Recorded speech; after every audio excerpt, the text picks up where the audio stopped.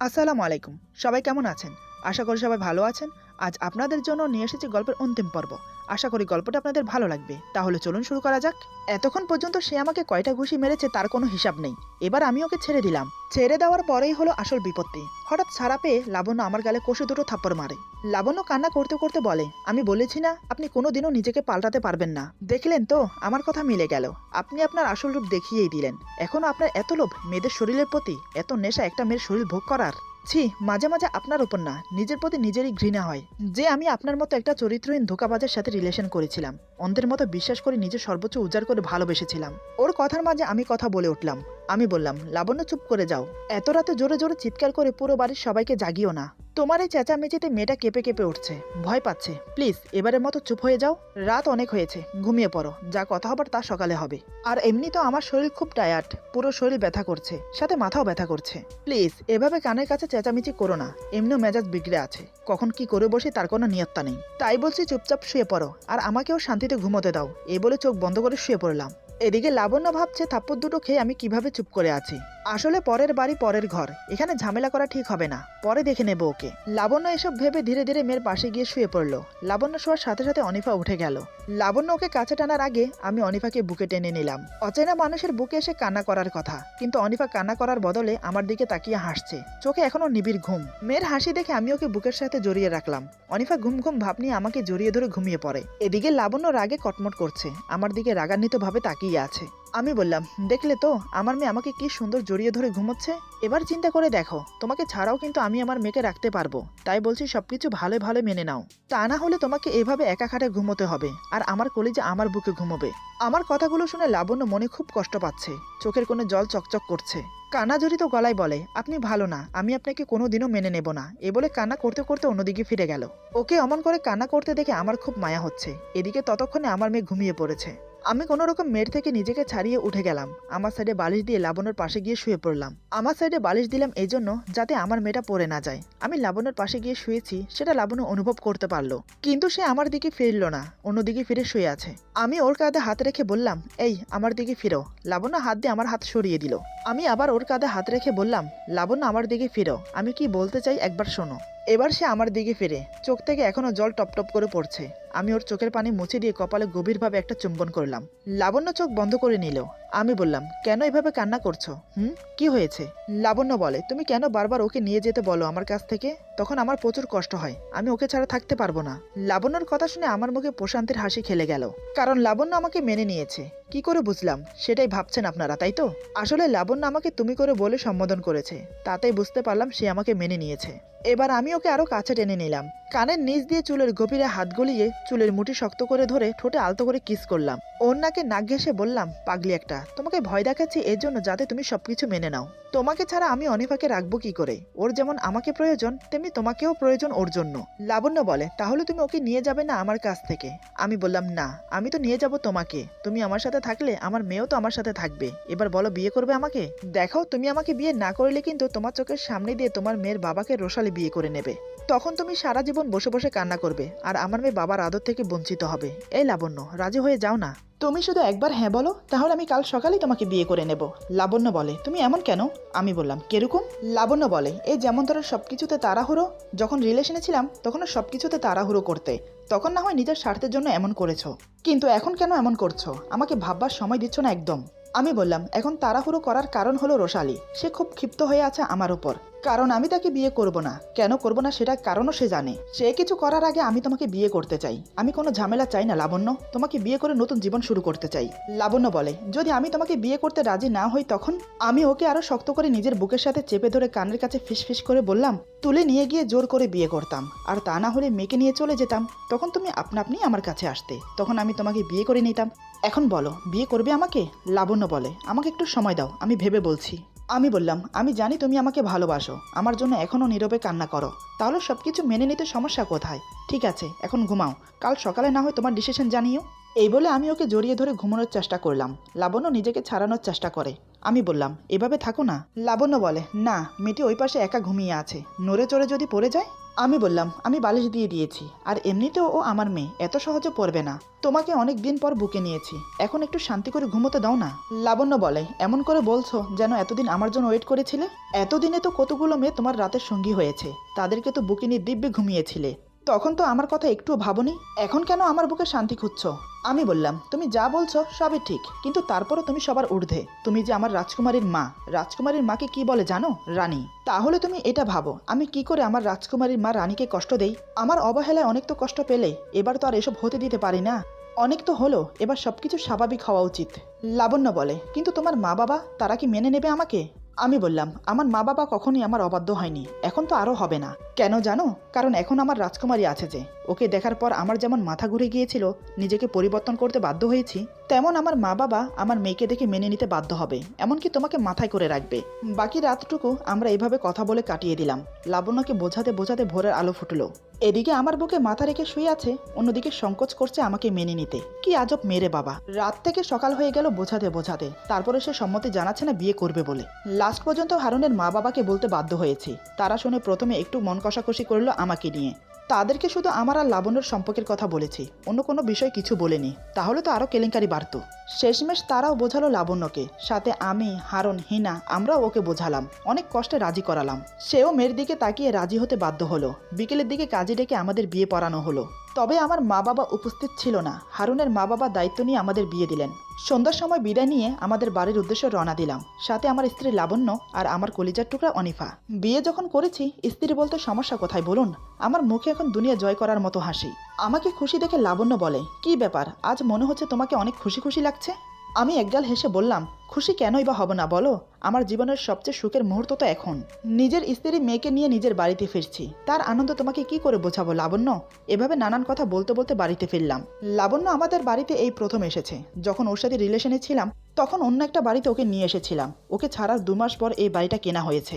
লাবণ্য বাড়ির দিকে চোখ বড় বড় করে তাকিয়ে আছে। এত বড় বাড়ি সে আগে কখনো দেখেনি। এটা বাড়ি না বলে রাজপ্রাসাদ বলা যায়। দারোয়ান গেট খুলে দিতেই আমি গাড়ি নিয়ে ভেতরে প্রবেশ করলাম। গাড়ি থামিয়ে লাবণ্যকে নিয়ে নামতেই দারোয়ান দেখে এগিয়ে আসে। তার কৌতূহল জাগলো জানতে ওরা কারা।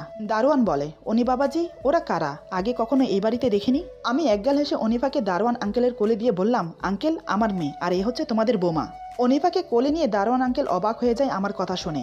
একবার আমার মুখের দিকে তাকাচ্ছে, আরেকবার লাবণ্যর মুখের দিকে তাকাচ্ছে, আবার অনিফার মুখের দিকে তাকাচ্ছে। উনি যেন বিস্ময়ে অবাক হয়ে গেছে আমার কথা শুনে, মাথা চুলকিয়ে বলে, কিন্তু? আমি বললাম, তোমাকে পরে সব বুঝিয়ে বলবো, এখন আমরা ভেতরে যাই। দারোয়ান বলে, কিন্তু বাবাজি, ভেতরে তো তোমার সাথে যে মেয়েটার এঙ্গেজমেন্ট হয়েছে তার মা বাবা এবং সেই মেয়েটা এসেছে, তাদের হাবভাব দেখে তো ভালো ঠেকলো না। আমি মনে মনে ভাবলাম, যেটা ভেবেছিলাম সেটাই হলো, কিন্তু আমি তো ভয় পাওয়ার পাত্র না। আমি দারোয়ানের কথার উত্তর না দিয়ে আমার মেয়েকে কোলে নিয়ে লাবণ্যর হাত ধরে ভেতরে গেলাম। এদিকে দারোয়ানের কথা শুনে লাবণ্য ভয় পাচ্ছে, এখন কি হবে সেটা ভেবে। একসময় আমি লাবণ্যকে নিয়ে ভেতরে প্রবেশ করলাম। আমাদেরকে দেখে ড্রয়িং রুমে বসা সবাই উঠে দাঁড়ালো।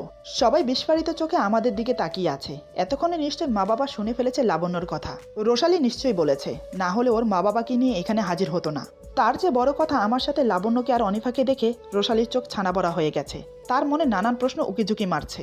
কারোর মুখে কোনো কথা নেই, সবার চোখ অনিফার দিকে, কারণ অনিফার চেহারার সাথে আমার চেহারা হুবহুব মিল। অনিফা তখন আমার কোলে, তাই সবার চোখ আমাদের দুজনের দিকে ঘোরাফেরা করছে। মা ধীরে ধীরে 1 পা 2 পা করে আমার দিকে এগিয়ে আসছে। আমার সামনে দাঁড়িয়ে চোখ বড় বড় করে অনিফাকে দেখতে লাগলো। মা অনিফার মুখে হাত বুলিয়ে ওর চোখ, নাক, ঠোঁট, কান খুঁটিয়ে খুঁটিয়ে দেখতে লাগলো। মা অস্ফুট সুরে বলে ওঠে, এ তো দেখছি পুরো আমার অনি। কে বাবা ও? প্রশ্নটা আমাকে উদ্দেশ্য করে বলে। আমি বললাম, মা, ও আমার মেয়ে, তোমাদের একমাত্র নাতি। কথাটা শুনে মার চোখ মুখ উজ্জ্বল হয়ে উঠল। কিন্তু বাবা মুখে রাগ ফুটিয়ে বলে, এসব কি হচ্ছে অনি? এরা কারা, আর এই বাড়িতেই বা কি করছে? আমি বললাম, বাবা, ও আমার স্ত্রী লাবণ্য, আজ আমি ওকে বিয়ে করেছি, আর এ হচ্ছে আমার একমাত্র মেয়ে অনিফা। বাবা বলে, কি আবল তাবল বলছো তুমি? তোমার মাথা ঠিক আছে? তোমার এঙ্গেজমেন্ট হয়েছে রোশালির সাথে, আগামী মাসে তোমার বিয়ে, আর তুমি কিনা এখন এসে বলছো এই মেয়েকে বিয়ে করেছো? আর আমাদের মান সম্মানের কথা একটু ভাবলে না? আমার বন্ধুর সামনে আমার উঁচু মাথা হেট করে দিলে, এটা আমি তোমার থেকে আশা করিনি। আমি চুপচাপ শুনে যাচ্ছি। মা বলে, যা হবার হয়ে গেছে, এখন আর কি বা করার আছে? বাবা বলে, তুমি চুপ করো, তোমার জন্যই ছেলেটা এতটা বিগড়ে গেছে। এভাবে বাবা আরো কিছুক্ষণ বকাঝকা করলো আমাকে। তারপর বন্ধুর কাছে হাত জোর করে ক্ষমা চাইলো। একসময় বাবার বন্ধু নিজের মেয়ে আর স্ত্রীকে নিয়ে চলে গেল। যাওয়ার সময় রোশালি আমার দিকে তাকিয়ে কান্না করতে করতে চলে গেল। সবাই চলে যাওয়ার পর বাবা ধপ করে সোফায় বসে বলে, উফ বাবা, হাঁপ ছেড়ে বাঁচলাম।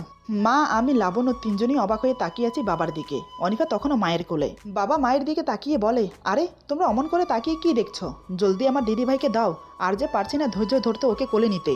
হঠাৎ বাবার এমন পরিবর্তন দেখে আমরা তিনজন হাঁ করে তাকিয়ে থাকি। বাবা বলে, আরে কি হলো, তোমরা এভাবে তাকিয়ে আছো কেন? আরে আমি তো এতক্ষণ অভিনয় করছিলাম। তখন যদি ওকে বকাশকা না করতাম তাহলে তো ঝামেলা বাড়তো, তাই তো এমনটা করলাম। কই দাও দেখি, আমার দিদিমণিকে দাও। মা এবার একগাল এসে বাবার কোলে অনিফাকে দিল। অনিফাকে কোলে নিয়ে বাবা সেই কি খুশি, যেন তিনি আসমানের চাঁদ হাতে পেয়েছেন। আমি লাবণ্যকে ইশারা করে বললাম, তুমি দাঁড়িয়ে আছো কেন? যাও গিয়ে মা বাবাকে সালাম করো। লাবণ্য ধীর পায়ে গিয়ে মা বাবাকে সালাম করলো। মা বাবা দুজন লাবণ্যর মাথায় হাত বুলিয়ে বলে, বেঁচে থাকো মা, বেঁচে থাকো। তারপর মা লাবণ্যকে নিজের পাশে বসিয়ে নিল। মা বাবা যে এত সহজে মেনে নেবে সেটা ভাবতেই আমার অবাক লাগছে। আমি কিছু বলতে যাব তার আগেই মা বলে, তোকে কিছু বলতে হবে না। রোশালি আমাদেরকে সব বলেছে। যা করেছিস বাবা, খুব অন্যায় করেছিস। এমনটা করা তোর উচিত হয়নি। আমি মাথা নিচু করে আছি, চুপচাপ মায়ের কথা শুনে যাচ্ছি। লাবণ্য মায়ের পাশে বসে আছে চুপচাপ। একসময় মা বলে, অনেক হয়েছে, এবার যা, বৌমাকে রুমে নিয়ে যা। অনিফা আমাদের কাছে থাকুক। মনে মনে একটু খুশি হলাম লাবণ্যকে একান্তভাবে পাওয়ার আশায়। আমি লাবণ্যকে নিয়ে নিজের রুমে গেলাম। লাবণ্য আমার রুমে প্রবেশ করে ঘুরে ঘুরে দেখতে লাগলো। ঘরটা খুবই পরিপাটি করে সাজানো, তার সাথে অনেক বড় রুম, দামি দামি আসবাবপত্র দিয়ে সাজানো। এদিকে আমি ধীরে ধীরে ঘরের দরজা বন্ধ করে হঠাৎ পেছন থেকে লাবণ্যকে জড়িয়ে ধরলাম। আমি বললাম, কি ম্যাডাম, পছন্দ হয়েছে শ্বশুরবাড়ি আর আমার রুম? লাবণ্য বলে, সবচেয়ে বেশি পছন্দ হয়েছে তোমার মা বাবাকে। তারা সত্যি অনেক ভালো মানুষ। বাবা তো খুব মজার মানুষ। কিভাবে অভিনয় করে গেল আমি একটুও টের পাইনি। আমি বললাম, সেটার বলতে, আমিও তো টের পাইনি। তার থেকে বড় কথা হলো, আমি আমার বয়সে বাবাকে কখনো এতটা খুশি হতে দেখিনি যেটা আমি আজ ওনাকে দেখলাম। লাবণ্য বলে, সত্যি কি আমি এতটা ভাগ্যবতী যে আমি আমার পছন্দের মানুষের সাথে সারা জীবন কাটাবো, যাকে আমি আমার থেকেও বেশি ভালোবাসি? আমি ওর ঘাড়ে কিস করে বললাম, হ্যাঁ মহারানী, তুমি তোমার অনেকে পেয়ে গেছো, এবার কি তুমি খুশি না? লাবণ্য বলে, কিন্তু তারপরও ভয় হয় জানো, যদি তুমি আবার অন্য মেয়েদের আসক্ত হয়ে পড়ো তখন আমার কি হবে? আমি বললাম, এই ফালতু কথা বলবে না। আগে যা ছিলাম, কিন্তু এখন আমার স্ত্রী আছে, মেয়ে আছে। এখন আমাকে এসব করা সাজে না, তাই এসব চিন্তা মাথায়ও আনবে না। লাবণ্য বলে, তাই যেন হয়। এদিকে আমি কথা বলতে বলতে লাবণ্যর ঘাড়ে কিস করছি আর দু হাতে শক্ত করে জড়িয়ে ধরেছি। একদম আমার শরীরের সাথে মিশিয়ে নিয়েছি। শাড়ির ফাঁক দিয়ে হাত গলিয়ে নাবিতে হাত বোলাচ্ছি। ধীরে ধীরে লাবণ্যর নিঃশ্বাস ঘন হচ্ছে। একসময় ঘাড় ছেড়ে দিয়ে ওকে আমার দিকে ফিরিয়ে ঠোঁটে ঠোঁট ডুবিয়ে দিলাম। লাবণ্য চোখ বন্ধ করে আমাকে জড়িয়ে ধরে। ভালোবাসার ছোঁয়া এঁকে দিতে লাগলাম এক এক করে। উত্তেজনায় লাবণ্য থরথর করে কাঁপছে। আমি ওকে কোলে করে নিয়ে বিছানায় শুয়ে দিলাম। লাবণ্য বাধা দেয়। লাবণ্য বলে, এখন না, যে কোনো সময় মা বাবা ডাকতে পারে, পরে না হয় যা করার করবে। কে শুনে কার কথা? তখন তো আমি আমার মাঝেই নেই। আমি বললাম, একদম না, আমার এখন চাই, মতলব এখন, একদম বাধা দেবে না। লাবণ্য বলে, আরে বুঝতে পারছো না কেন? অনিফা মা বাবার কাছে, যে কোনো সময় ওকে নিয়ে আসতে পারে। তখন যদি আমাদেরকে এই অবস্থায় দেখে ফেলে তখন? আমি বললাম, তুমি কি আমাকে পাগল ভাবো? আমি তো রুমে প্রবেশ করেই দরজা লাগিয়ে দিয়েছি। কেউ এখন আমাদের ডিস্টার্ব করবে না। এ বলে আমি ওকে আদর করতে লাগলাম। এভাবেই বেশ কিছুদিন কেটে গেল। মা বাবাকে লাবণ্যর ব্যাপারে সব খুলে বললাম। সব কথা শোনার পর মা বাবা আমাকেই দোষারোপ করলো। এটাই স্বাভাবিক, অন্যায় যখন করেছি কথা তো শুনতেই হবে। মা বাবা খুব সহজেই লাবণ্যকে মেনে নিল। এত সহজ হতো না বটে, সব সম্ভব হয়েছে আমার মেয়ের জন্য। সেই যে অবিকল দেখতে আমার মতো, অস্বীকার করার কোনো প্রশ্নই আসে না। তার উপর আমার মেয়েটা হয়েছে আমার মতো কিউট মিষ্টি দেখতে। এর বেশ কিছুদিন কাটানোর পর আমাদের বিয়েটা আবার ধুমধামের সাথে হলো। সবকিছু ঠিক আগের মতো হয়ে গেল। লাবণ্যর মা বাবাও লাবণ্যকে নিতে এসেছিল, কিন্তু লাবণ্য যেতে চায়নি। তারপর আমরা সবাই মিলে বোঝালাম। এক পর্যায়ে মেনে নিতে বাধ্য হলো। এখন আমরা সুখে শান্তিতে বসবাস করছি। এভাবেই পূর্ণতা পেল আমার ভালোবাসা। এই গল্প এখানেই সমাপ্ত হলো। এসব রোমান্টিক গল্প লিখতে গেলে আমার বাস্তব জীবনের অনেক অভিজ্ঞতা মনে পড়ে। তবে আমার সাথে হয়নি, অনেকের সাথে হয়েছে, নিজের চোখে দেখেছি। আচ্ছা, ভালোবাসা বলতে কি বোঝেন আপনারা? আমি তো ভালোবাসা বলতে বিজনেস বুঝি। ভালোবাসা তো ভালোবাসা না, ভালোবাসা নিয়ে বিজনেস হচ্ছে আজকাল, যেটা আমার ধারণা, সেটাই বলবো আজ আপনাদেরকে। আমার কথাগুলো কতটা সঠিক কমেন্টে জানাবেন প্লিজ। আমি মেয়ে হয়ে কিন্তু একটা মেয়ের দোষ দিতে পারি না, কিন্তু যেটা সত্যি সেটা বলতেও পিছুপা হই না। আজকাল সমাজে এই জিনিসটা রানিংয়ে চলছে, ভালোবাসার বিজনেস। ছেলেরা মেয়েদেরকে ভালোবাসে তাদেরকে ইউজ করার জন্য, আর মেয়েরা ছেলেদেরকে ভালোবাসে তাদের পকেট মানির জন্য। আজকাল আর আগের মতো ভালোবাসা নেই। আগে একটা চকলেট দিয়েও কিন্তু ভালোবাসা হতো, আর এখনকার যুগে একটা ডায়মন্ড রিং দিলেও ভালোবাসা টেকে না। কি অদ্ভুত! আগে একটা ছেলে মেয়ে প্রেম করলে লুকিয়ে লুকিয়ে রাতের অন্ধকারে নির্জন জায়গায় গিয়ে দেখা করতো। তবে কথা বলতো দূরত্ব বজায় রেখে। চারিপাশ অন্ধকার থাকলে ছোট টর্চলাইট মেরে ভালোবাসার মানুষের মুখ দেখে পরিশান্তির তৃপ্তি পেত। যখন ইচ্ছে করতো একটু হাত ধরার, তখন অনেক সংকোচ করে বলতো, তোমার হাত একটু ছুঁয়ে দেখি। মেয়েটি ভালোবাসার মানুষের আবদার রাখতে হাত বাড়িয়ে দিত। ছেলেটি একটু ছুঁয়ে তৎক্ষণাৎ ছেড়ে দিত। একটা পবিত্রতা ছিল ভালোবাসায়। আর এখনকার ভালোবাসা কি বলবো, চোখের সামনেই তো দেখছি কত কিছু। রাস্তার মাঝখানে দাঁড়িয়ে হাজার মানুষের সামনে জড়িয়ে ধরে কিস করতেও দ্বিধাবোধ করে না, বলার সাথে সাথে রুমডেট করতেও বিবেকে বাঁধে না। এ হচ্ছে আজকাল সমাজ, একজন দোষ করে আর বদনাম হয় হাজারটার। তবে আছে, হাজারের মাঝেও দুই একটা ছেলে মেয়ে ভালো আছে। আচ্ছা, আপনারা কমেন্টে বলুন, সত্যি কি সত্যিকারের ভালোবাসা আছে? আমি তো বলি আছে।